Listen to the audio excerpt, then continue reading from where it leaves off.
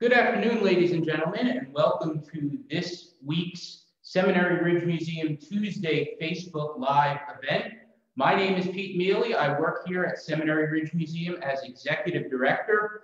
We've been coming to you during the quarantine every Tuesday, bringing you some interesting stories and interpretations in the area of Civil War medicine, religion, war, and peace. As we wait for people to come online, we'll talk a little bit about what we have going on in the next week or so. On Friday, we have our monthly Zoom History Happy Hour. Daryl and I are going to be talking about Camp Letterman, the big general hospital established out on the Wolf Farm just east of town. If you are a member, you can join us for that. It's a special event that we've been doing every month through quarantine. Gives us a chance to get together and talk a little history and engage with a lot of our members. Next Tuesday at 2 o'clock at this time, Daryl will be back talking about part 2 of his democratization of American Christianity. He started last week. He's going to pick it up in the coming week. And then 2 weeks from today, I will be talking about the 26th Emergency Militia in the Battle of Gettysburg, or leading up to the Battle of Gettysburg. As always, if you enjoy this video, please share it with your friends. Please like it. Let them know the really great content that you're seeing. And if you really like what we're doing, consider becoming a member and supporting Seminary Ridge Museum. It's through your generosity that we can continue to preserve this historic building and do programs like this. And present it to students going back to school in a couple of days, and lifelong learners alike. So I see some people coming on. We have Alex, we have Linda, we have Sean, folks that join us every week. We're great, happy to see you again. I am doing this alone today. I don't have a backup, so I'm going to be maybe looking at my phone from time to time, seeing if there are any questions or comments coming in. Please, as always, feel free to give questions or comments, and I will try to get to them. So what I'm going to do this afternoon is talk about one man's story. And I want to use it sort of to draw some conclusions about the larger world of slavery and escape in the Mason-Dixon region, the border between Pennsylvania and Maryland. And it's a story that I use with students a lot. And it gives a more nuanced interpretation rather than just black and white about what's going on in America in the 1820s. And it brings to the fore some of the hidden or unspoken realities of slavery. But the first thing I want to do is talk about this image that's behind me. We're in one of my favorite spots in the museum on the second floor. And I'm standing here in front of a painting called A Ride for Liberty, the Fugitive Slave, by a painter named Eastman Johnson. It's painted in, believe it or not, 1862. I had seen this image for years in my childhood and in my high school years. I always thought that it was done before the Civil War, but it was actually done by Johnson based on an event that he says that he experienced in Manassas, Virginia in 1862. So in the second year of the war, where he watched an escaping enslaved family ride into the Union lines on a horse. And you can see on the left of the image there, you can see some what looks like bayonets, sunshine glinting off of bayonets. So I use this a lot when I'm working with students here in the museum. We tend to look at, what's going on? What do you see in this picture? What are the emotions of the people, or what do you think the emotions of the people are as there is this event, is this moment is going on? What are they thinking before? What are they thinking after? And then I always ask the question, if you go to move, what do you bring with you? What are the steps to moving? And you probably pack up your belongings, you pack up a truck, you pack up a car, and you bring your whole life with you. And looking at what these escaping enslaved people are doing, they are taking pretty much nothing more than the clothes on their backs with them and hoping to start a new life only if they're successful.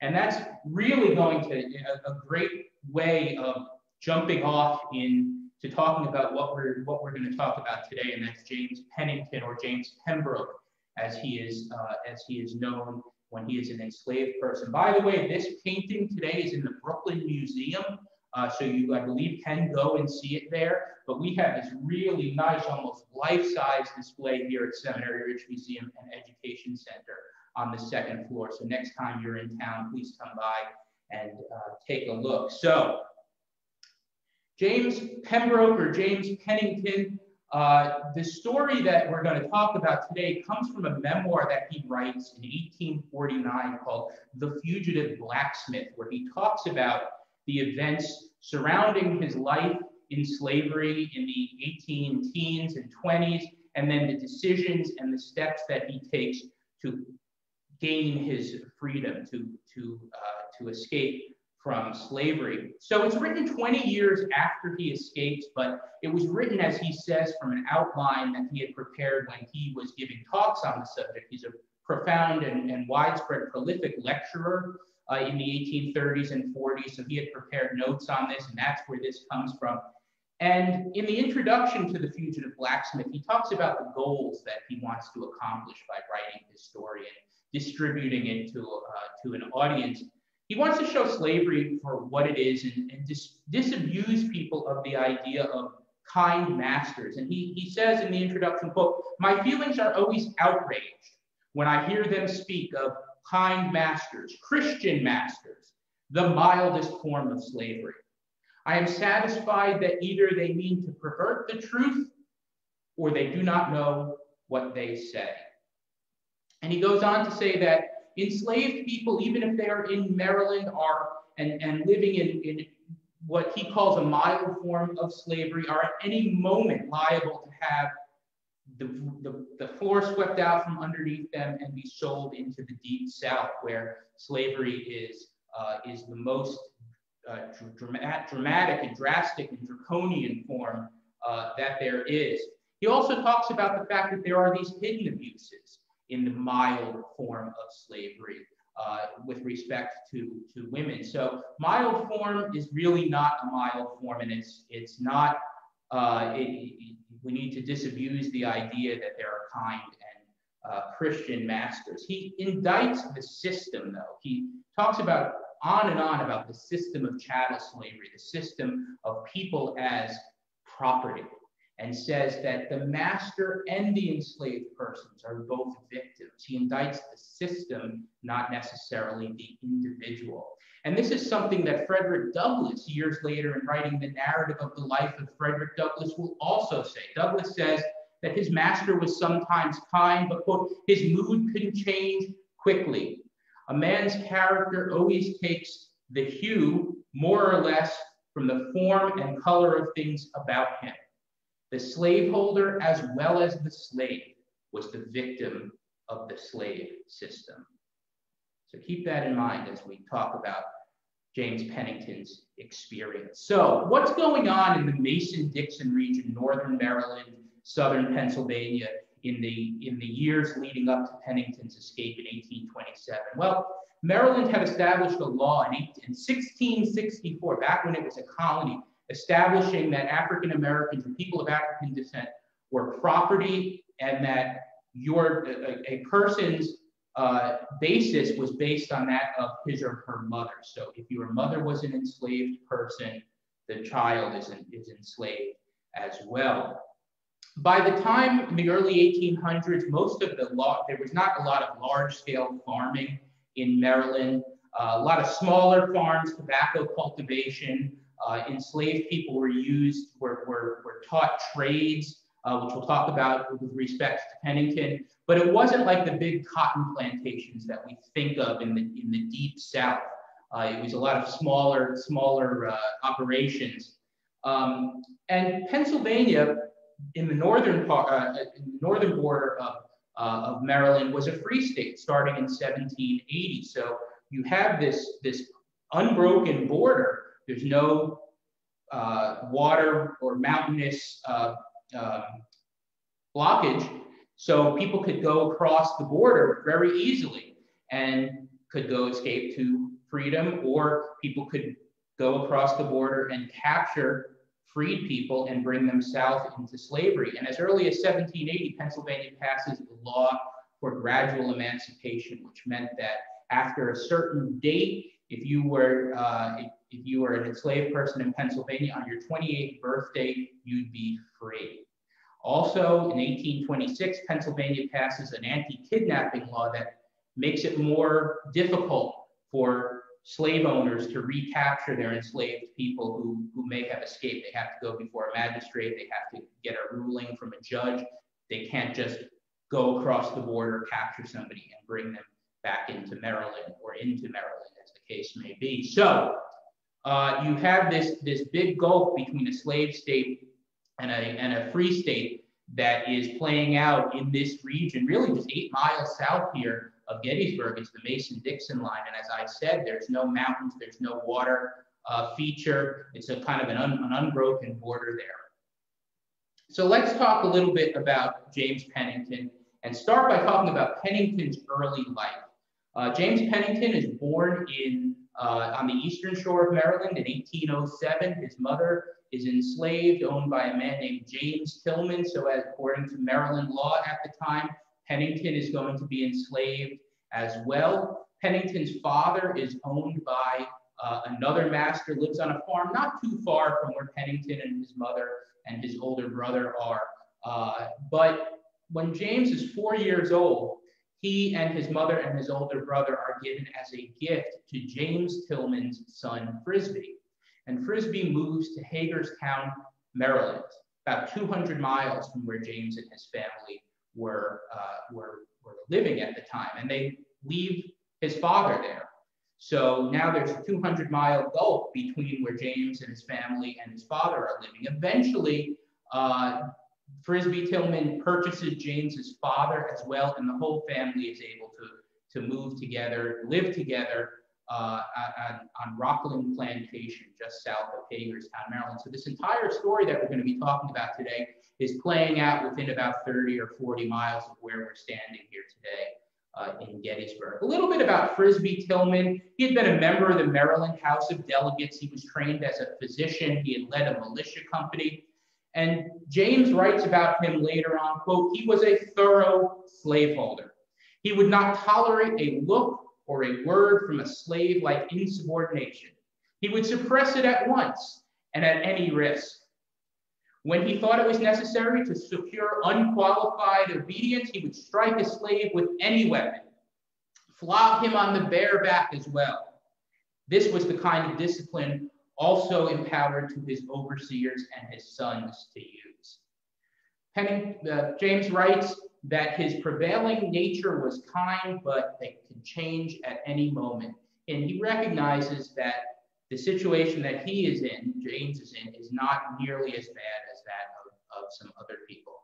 Maryland at the time, as I said earlier, was having was these small-scale farms. So many times you would see enslaved people from Maryland exported to different parts of the country. By 1808, the international slave trade had been outlawed, so no longer were enslaved people being brought in from Africa. So the new country, the United States, is reliant on moving enslaved people from different parts of the country towards the Deep South to get to work on those cotton fields. And Maryland was a prime area for this to happen. So there was always the threat that you could be sold to the Deep South, and that was pretty much equivalent to a death sentence. And so Pennington realizes where he lives, and that there are worse things, but then at any moment you could be sold down to the worst form of slavery.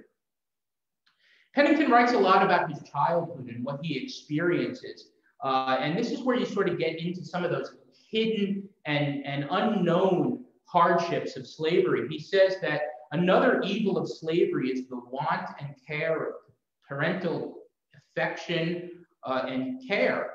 A lot of times he would be left alone during the day as his mother and his father would be out working. He would go hungry. And at the same time, the master's sons would taunt him. And that the overseers were particularly interested in bringing hardships upon young enslaved persons. So throughout his childhood, he is experiencing really this degradation of slavery, and he remembers it even 40 years later, 30 years later, as he's writing his memoirs about how bad it is. He writes about one day he's, as a child, walking in the yard, and he finds a hickory switch that one of the overseers had dropped, and he starts to play with it as a child would. And the overseer comes by and sees him with it and begins to flog him, quote, most cruelly. At age 9, Pennington is apprenticed out to a stonemason.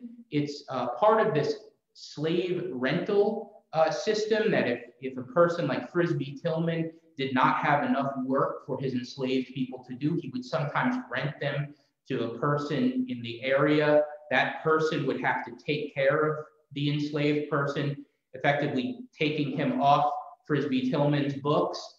And it would also teach the enslaved person a trade, in this case, stonework. And that's going to add to Pennington's value for Tillman. So if Tillman were to go in to sell him, he would be able to say this person has been trained as a stonemason. So Tillman is making out really well under this arrangement. He returns to Tillman's plantation at age 11 and is apprenticed then to a blacksmith. And this is where Pennington is going to spend most of his time, is learning the trade of a blacksmith. And he really takes pride in his work. He takes pride in creating these pieces of what he pretty much says are pieces of art. And he says his blacksmith's pride and taste was one thing that reconciled me to long remain a slave. And then finally, he also spends 6 months as a quote-unquote rough carpenter. So by the time that he's going to escape from slavery in 1827, he's learned 3 trades. And we'll talk about what this means when we get to the actual escape. So we're going to fast forward a little bit to fall of 1827. And this is where Pennington is going to make the difficult decision to leave his home and his family behind. And there are 3 events that he talks about in his memoirs that lead him to this difficult decision. And the first thing is watching his father being beaten by Frisbee Tillman. So enslaved people in Maryland around this time were allowed on the Sabbath, on Saturday evening and Sunday, to go to another plantation, maybe to visit family or friends, but they had to be back by Monday. And Pennington's family did not leave the plantation. And on Monday morning, some of the other enslaved were slow in returning. And Pennington is just standing there getting his breakfast, and he watches an exchange occur between his father and Frisbee Tillman. Basil Pembroke, James's father, is sitting there nursing a little lamb. And Frisbee Tillman comes over and says, "Were you gone yesterday?" And Basil says, "No." And Frisbee Tillman says, "Well, these enslaved people are not back. I have too many enslaved people. There's not enough work, and I'm going to sell people off, and that means that there'll be more work for the people that I keep." And Basil says, "Well, look, if you are looking for a buyer, allow me to find someone to purchase me." And Frisbee Tillman, it hits him the wrong way, and Tillman takes a cane out from underneath his arm and begins to beat Basil Pembroke. Actually, he was using a cowhide, 15 to 20 times. And as he strikes Basil the last time, he gets up on his toes and brings down with all his might and says, "I will make you know that I am the master of your tongue as well as of your time." And James watches this whole thing. And he writes later on, how would you expect a son to feel at such a sight of watching his father being beaten? The next thing that happens is that James himself is assaulted by Tillman. James is shoeing a horse. He's having a difficult time at it. And he stands up. He's hunched over, and he stands up, and he stretches his back. And as he looks up, he looks across the yard and catches Tillman's gaze, makes eye contact. And again, Tillman flies into a rage. "He came down upon me with his cane and laid all over my shoulders, arms, and legs. About a dozen severe blows, Pennington wrote, so that my limbs and flesh were sore for several weeks, and then after several other epithets left me. The last straw for James happens on a Thursday in late October of 1827. Tillman had an enslaved person that was a confidant, an informant, that would report to him on what was going on in the slave quarters.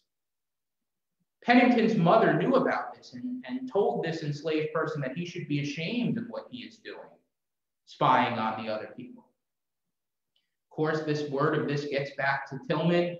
Tillman calls the Pembroke family before him and says to his mother, when it comes out that it was his mother who Pennington, James's mother, that if she ever did that again, if she ever talked to that enslaved person again, he would beat her mercilessly. That's on a Thursday, and by Saturday, Pennington has made the decision that he is going to flee. And one of the things that has always struck me about reading this memoir is the deep thought and the heart-wrenching questions that go into making this decision.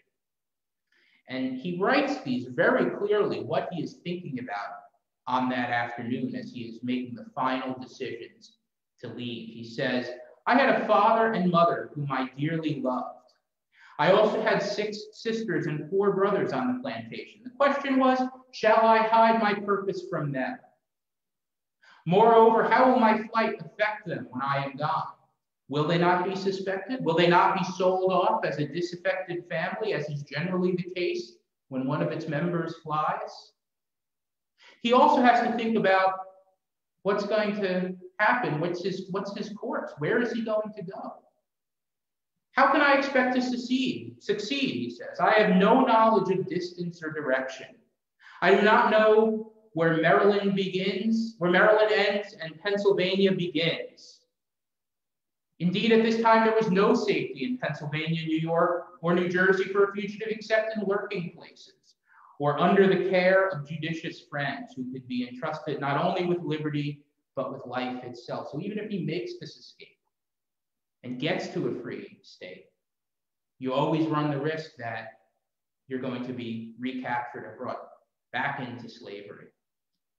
And he's afraid that if he is caught, he may be flogged, he may be beat, and he may be sold to the deep south. And if that happens, then almost all chances of ever escaping are going to go away. Now, Frederick Douglass, who escapes from the eastern shore of Maryland, also has these questions, writes about them as well in his memoirs. And Douglass said, I had a number of warm-hearted friends in Baltimore, friends that I loved as almost I did my own life. And the thought of being separated from them forever was painful beyond expression.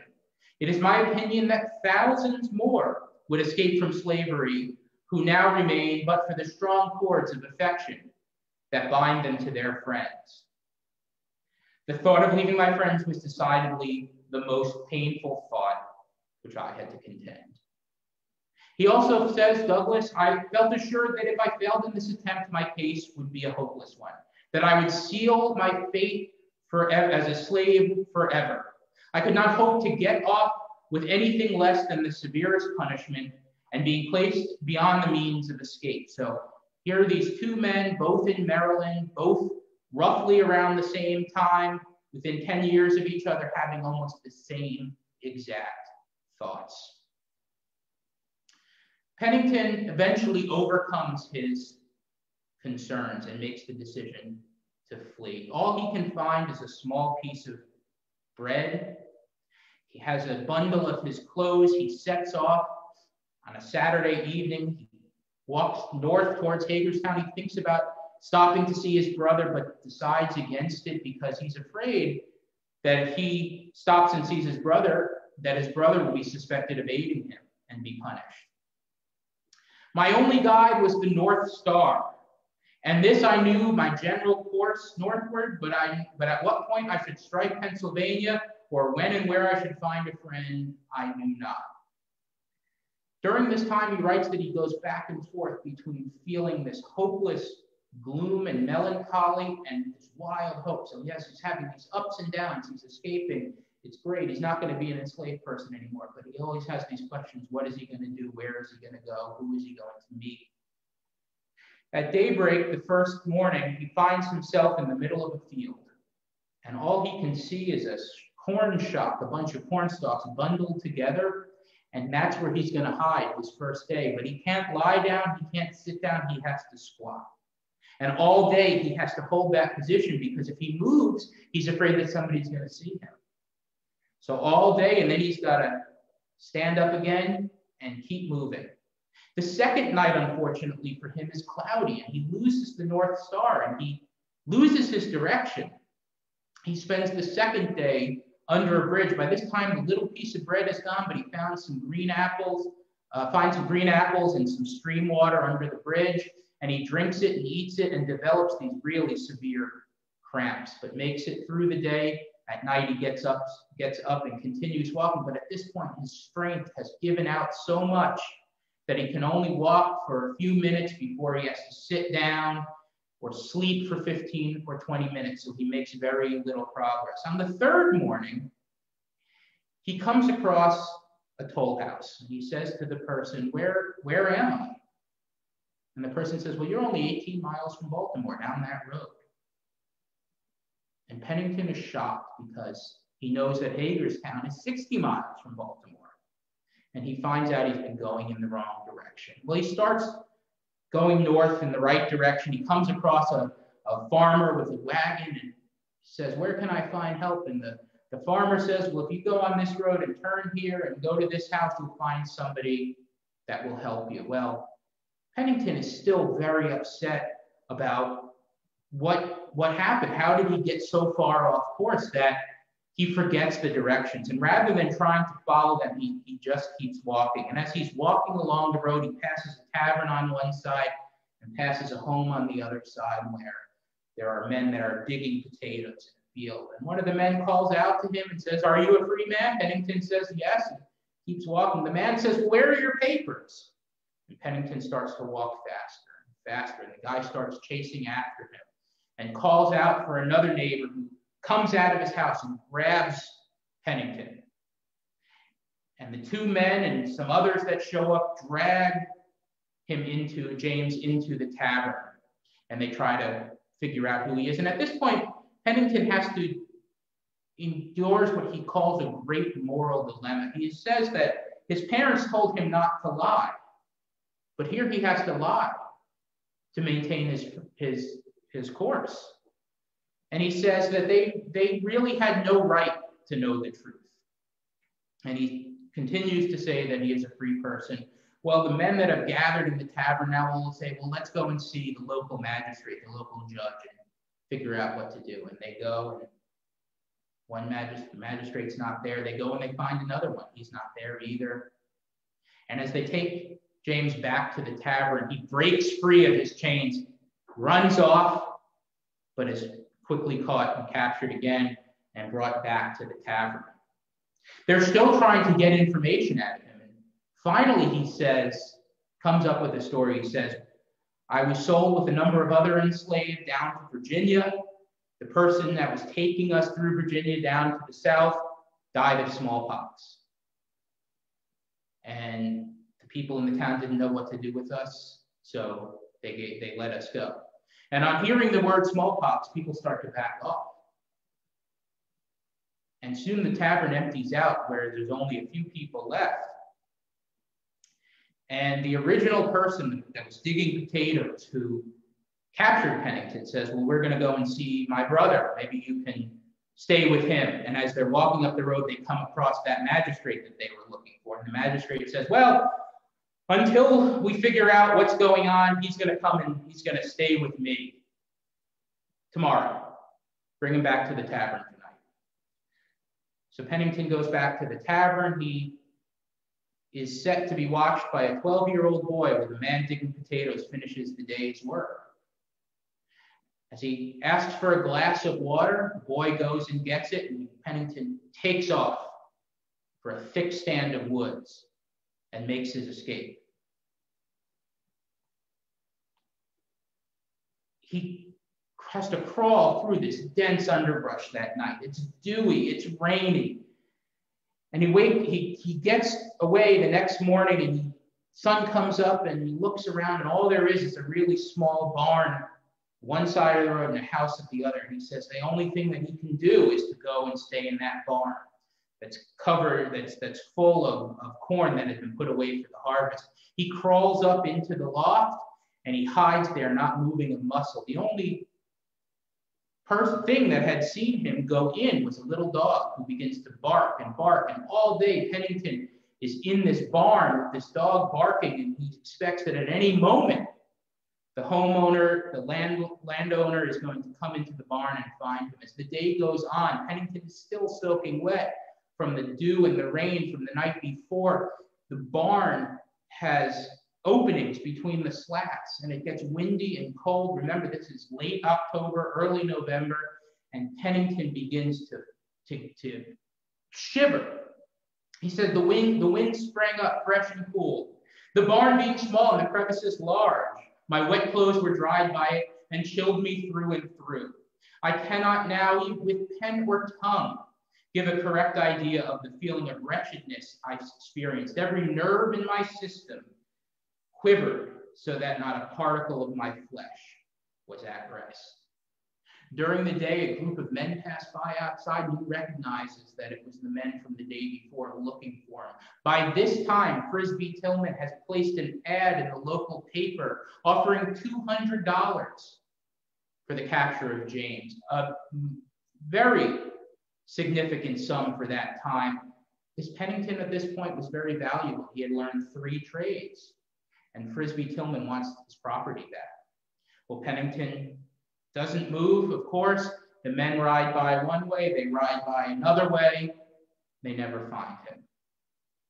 And as night falls, Pennington starts off again. It's difficult to keep moving.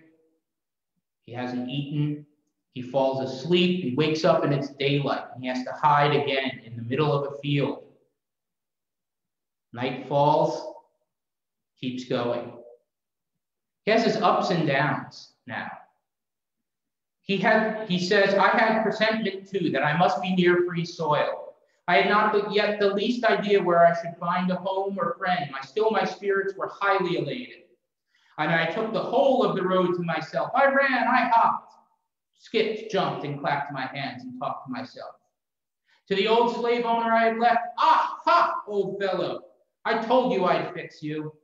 After an hour or two of such freaks of joy, glooms would come over me in connection with these questions. But where are you going? What are you doing? But what will you do with freedom without father, mother, sister, or brothers? What will you say when you are asked where you were born? You know nothing of the world. How will you explain the fact of your ignorance? These questions made me feel deeply the magnitude of the difficulties I had yet before me. The next morning, he makes it to a toll gate, and he asks the woman, where can he find work? She says, also asks if he's in Pennsylvania, and she says, you are indeed in Pennsylvania, and if you go to the home of William Wright, you will find work and lodging. And to me, this is one of the most touching passages of Pennington's memoirs when he meets William Wright. And he says, in about half an hour, I stood trembling at the door of William Wright. After knocking, the door opened upon a comfortably spread table before me, the sight of which seemed to increase my hunger sevenfold. Not daring to enter, I said I had been sent to him in search of employ. Well, said he, come in and take thy breakfast, and get warm, and we will talk about it. Thee must be cold without any coat. Come in and take thy breakfast, and get warm. These words, spoken by a stranger, but with such an air of simple simplicity and fatherly kindness, made an overwhelming impression on my mind. They made me feel, in spite of all my fear and timidity, that I had, in the providence of God, found a friend and a home. I at once gained He at once gained my confidence, and I felt that I might confide in him, a fact which I had not yet confided to anyone. This is the first time that a white person has been nice to James Pennington. He's 21 years old, and this is the first time that anybody has treated him like this. William Wright was a Quaker. He began aiding enslaved people in the York Springs, northern Adams County area about 10 years before Pennington shows up at his door. He's part of a large network of Quakers that live in the Bendersville, Biglerville, York Springs area that are for many, many years helping people escape from Maryland through Adams County, north of the Susquehanna River, and then eventually into Canada. By the time that William Wright dies in 1865, it is said that he helped, quote, hundreds of fugitives over the years. He takes James Pennington in, and for 6 months, gives him food, shelter, and teaches him how to read and write. It's on the second day that William Wright says, "James, do you know how to read or write?" And Pennington says, "No." Wright begins to teach him, and Pennington says, quote, "I now began to see for the first time the extent of the mischief slavery had done to me. 21 years of my life were gone, never again to return. And I was profoundly ignorant, comparatively as a child 5 years old. This was painful, annoying, and humiliating in the extreme." Even though he's within the safety of the home of William Wright, James is still very nervous that he's going to be recaptured. And one night, William Wright's brother-in-law comes over. James is upstairs, and he hears the voice downstairs asking, where is James? And for a brief moment, Pennington thinks that it's Frisbee Tillman and is about to jump out the window when William Wright calls for him. Pennington says, "If he hadn't called for me, if he had just come up the stairs, I would have run." And this profoundly affects Pennington. And eventually, even though Wright begs him to stay, he says he has to leave. He leaves in the spring of 1828. Frisbee Tillman is seen in the area looking for him not long after. So ultimately, he made the correct decision. And Pennington leaves Adams County for Philadelphia and New York. And that's where this part of the story is going to end today. So what happens to James briefly after his escape? He goes to New York. He starts doing jobs like a coach driver. He eventually becomes a Presbyterian minister and enrolls in Yale University. He, in fact, is the first African-American to be allowed to attend classes at Yale University. He's not allowed to speak. He's not allowed to borrow books from the library, and he has to sit in the back of the classroom. But he is the first African-American to be able to attend there. He eventually settles in the Hartford, Connecticut area, is working with different congregations, and his life is going to intersect with Frederick Douglass in 1838 upon Douglass's escape from slavery. As Douglass gets to New York, he's at the home of Daniel Ruggles. And Douglass and his soon-to-be wife, Anna Murray, are to be wed. Well, James Pennington performs the ceremony right there in Ruggles' front parlor. Pennington is going to go on to be an outspoken opponent of slavery, attending the London Anti-Slavery Convention in the late 1840s. It's here that he writes his memoirs, The Fugitive Blacksmith. He's also going to buck against the streetcar laws in New York City in 1859. Streetcars in New York City in the 1850s were segregated. African Americans had to sit in the back. And Pennington takes that to court.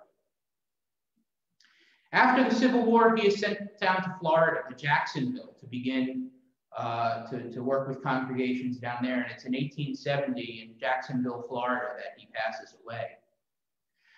As for his family, upon his escape, is sold to Virginia and then to New Orleans, but eventually they are sold back to Virginia and then back to Frisbee Tillman. Pennington tries to purchase his family.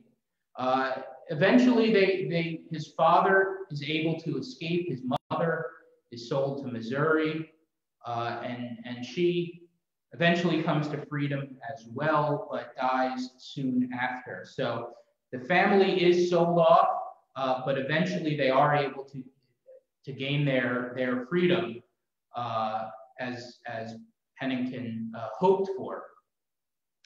So I hope this helped today shed some light on really this nuanced story of the difficulties that enslaved people faced by both in slavery, but then also escaping from slavery. And as we see here, but thinking about Pennington, thinking about Douglass, and listening to their story and reading their words, that it was not an easy decision to make, that you were leaving behind your home. You don't know where you're going. You don't know what you're going to tell people. And this is something that enslaved people had to come to terms with as they made that difficult decision. And it also illuminates what's going on in this Mason-Dixon region, that area around Pennsylvania and Maryland between 1800 and 1860. And as you probably saw, we had a video a couple of months back where I talked a little bit more about that. And again, trying to look at those individual stories to draw a larger picture. If you're looking for more information on this, I recommend the book American to the Backbone, and it's a great, as far as I know, the only biography of James Pennington available. And you can also find his writing, The Fugitive Blacksmith, on Doc South, a great resource that makes available works in the public domain for free. So I'll put both of those links into the comment section at the end of this presentation so you can see those. I'm just going to look and see quickly if there are any questions. Okay. So thank you for joining us on this Tuesday afternoon Facebook Live. I'm Pete Miele, Seminary Ridge Museum and Education Center. We're coming to you each and every Tuesday, bringing you stories and interpretations in the areas of race, religion, freedom, and war. We'll be back next Tuesday at 2 p.m. Darrell Black talking about the democratization of American Christianity. And 2 weeks, I'll be talking about the 26th Pennsylvania Emergency Militia. If you enjoyed this presentation, please like it. Please share it with your friends. Let them know the interesting content that you're seeing.